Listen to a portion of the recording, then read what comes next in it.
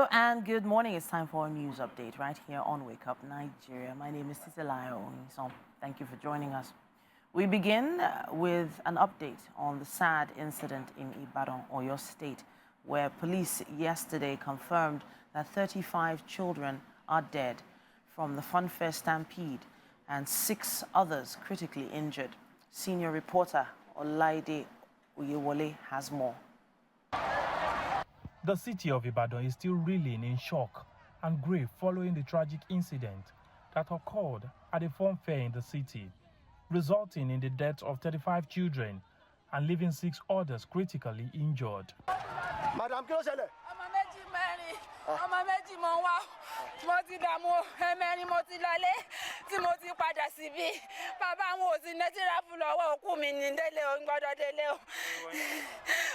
According to the statement made available by the Oyo State Police Command, the organizers of the event, including the main sponsor, Naomi Shilekunla Ogunwusi, and her media partner at Gidigbo FM, the principal of the school, and 5 others, have been arrested in connection with the tragedy. The police stated that the event was organized by Wings Foundation and media partners at Gidigbo FM without proper permission or safety measures in place. The police said they have commenced an investigation into the incident and promised to bring those responsible to justice.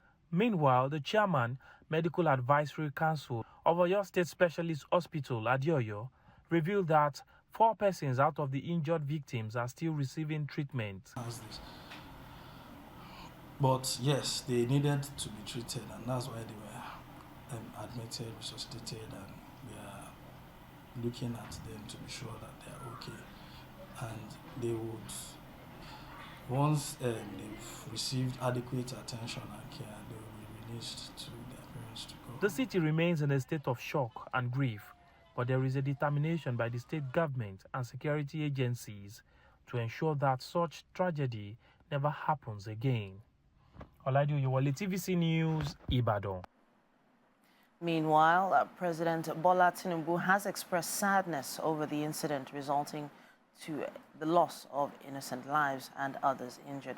The president extends his condolences to the government, people of Oyo State, and grieving families who lost their beloved children. President Tinubu has urgently directed the relevant authorities to investigate the circumstances of this tragedy thoroughly.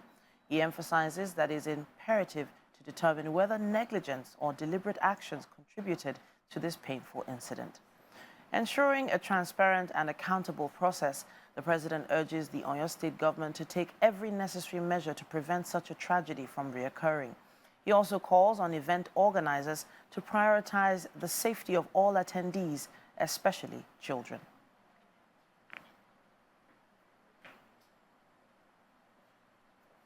French rape survivor Gisèle Pelicot, former husband, has been jailed for 20 years after drugging and raping her and inviting dozens of strangers to also abuse her over nearly a decade. Dominique Pelicot, 72, has been found guilty of all charges by a judge in Avignon, southern France, and he cried in court as he was sentenced to the maximum term. He was on trial with 50 other men, all of whom were found guilty of at least 1 charge. Although their jail terms were less than what prosecutors had demanded, Ms Pelicot and her children looked emotionless as the verdicts were read out, occasionally glancing at the defendants and resting their heads against the wall.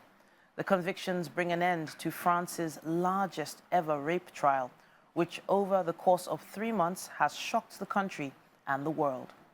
On Thursday morning, police shut the road opposite the courthouse to accommodate hundreds of people who turned up to offer their support to Ms Pelicot.